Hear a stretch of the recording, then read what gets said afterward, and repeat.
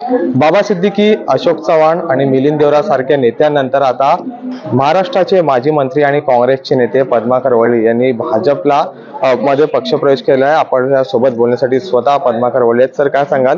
दिग्गज नेते एकीकडे काँग्रेसला सोडचिठ्ठी देतात, आपण देखील आज भाजपमध्ये पक्षप्रवेश केलाय, काय सांगाल?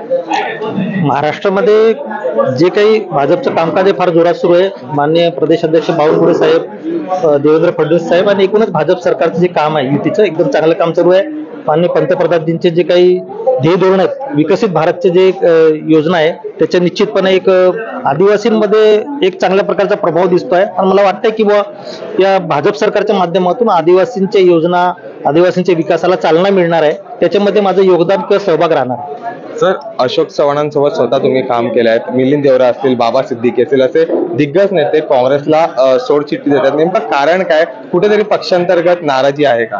पक्षांतर्गत नाराजी आहे। आम्ही पण वर्षभरापासून आमची नाराजी व्यक्त करत होतो की काँग्रेसचं संघटन वाढवा, काँग्रेसचं खालपर्यंत लोक काम वाढायला पाहिजे, परंतु ते होत नाहीये।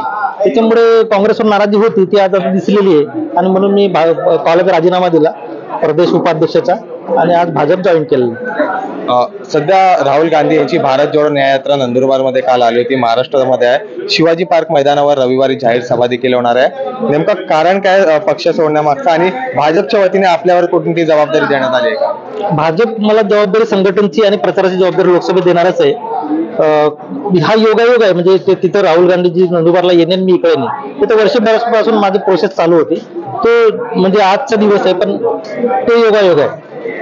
शेवटचा प्रश्न, विधानसभा निवडणूक लढवण्यास आपण इच्छुक आहात? हो, मी जवळजवळ 3 विधानसभा काँग्रेसतर्फे निवडून आलो होतो आमदार म्हणून। 2 विधानसभेमध्ये मी फक्त 700 मताने पडलो होतो, 700 आणि 7000 मताने। 5 वेळा काँग्रेसची निवडणूक लढलो होतो मी काँग्रेसतर्फे।